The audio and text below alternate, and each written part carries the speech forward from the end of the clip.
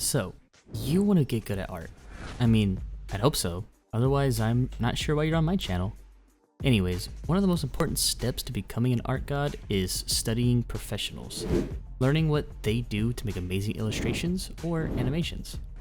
You observe, break down their techniques, and evolve your own art style from there. Today, I want to take a look at a video game that features some incredible anime style art, since that's a direction I personally want to grow in, and what better place to study anime-inspired design than a genre that's literally built around it: gacha games.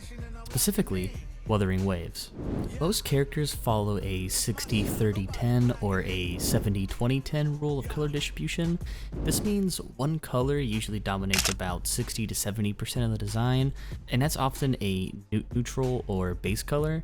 A second color covers about 20 to 30%, usually a contrasting or complementary hue, and a bright accent around 10% for pop.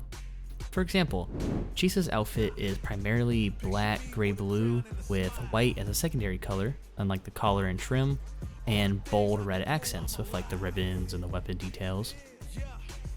Camellia similarly uses white and black as the main color, crimson red as secondary trim, and gold as an accent. This balanced ratio keeps the design visually coherent while still featuring striking color highlights. Not only that, but also each character's signature color defines their identity and catches the eye.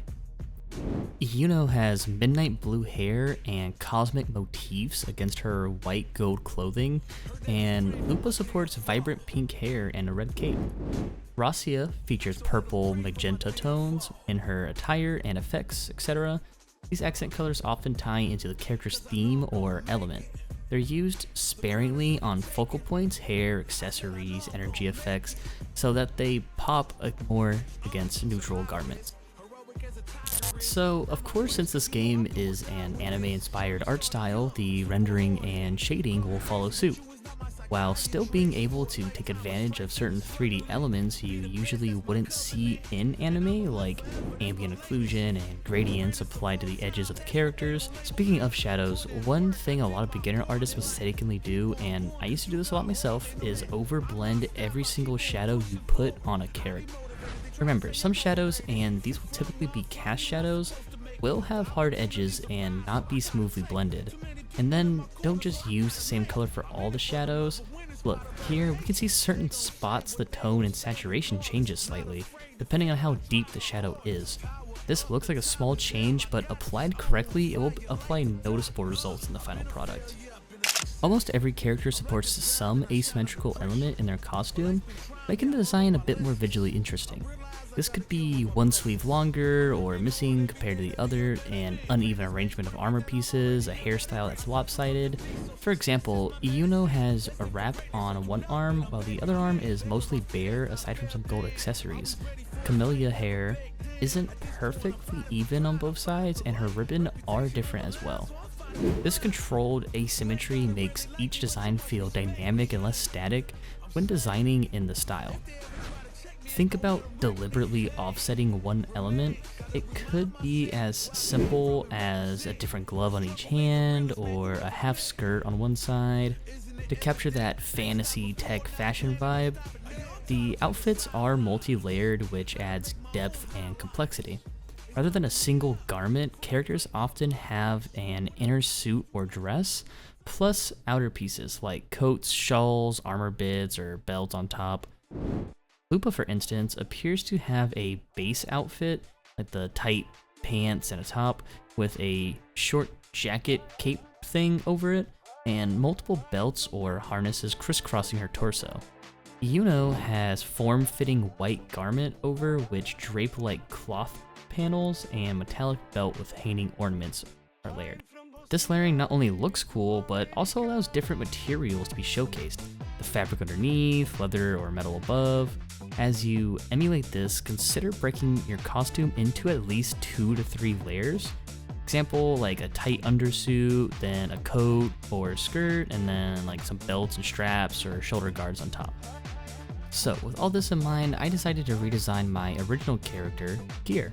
She's been my poster girl for years, and honestly, her design hasn't really changed since I first made her about 6 years ago.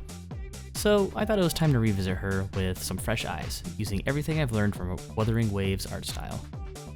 Originally, Gear had this kind of like businesswoman vibe, and even back then I was experimenting with clothing layers and asymmetry, so I was already on the right track without fully realizing it. My first idea for this redesign was to create this like full splash art style illustration.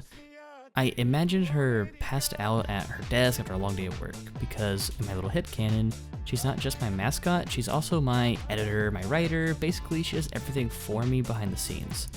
I wanted the scene to feel like she was being watched while she slept, with eerie eye-like screens surrounding her, kind of giving off like a ghost in the shell energy.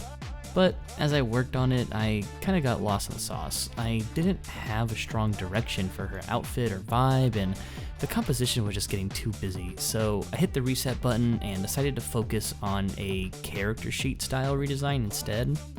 Something simple and focused where I could just really nail her outfit and personality. I knew I wanted to keep her eyes hidden, but this time, instead of a blindfold, I gave her a big, chunky glasses. In her world, they act kind of like a high-tech HUD, like a AR goggles. For accessories, I leaned into my personal favorite, belts. One around her neck, two acting like garters connecting her stockings, and one functioning as a makeshift bra. I debated adding one around her waist, but at that point it just kind of started feeling a bit over-designed, so I decided not to. For the clothing layers, I pulled from the Wuthering Waves approach a fitted long-sleeve bodysuit as the base with a loose crop top layered over it. I couldn't decide between giving her a skirt or shorts, but ultimately I chose shorts. The skirt just didn't really fit the vibe with the rest of the outfit. When it came time to color, I kept her original purple color scheme, but shifted the secondary tones from yellow to a cooler blue-black palette. I've been trying to blend anime style rendering with a sort of oil painting texture lately, and this redesign really let me explore that. There were definitely some trust the process moments while painting, but in the end, I think the final result looks great, and honestly, it feels like I could fit right into a gacha splash screen. In the end, I think I definitely learned a lot from studying the art of Wuthering Waves, and it really helped me with the character design skills in general. Like I said, these games are meant to get you to fall in love with the characters, so they're definitely good choices to study. With that said, if I taught you something new in this video, or if you have a critique of something I said, let me know down below in the comments. Any engagement is very appreciated, and go ahead and let me know what kind of content you'd like to see me do in the future.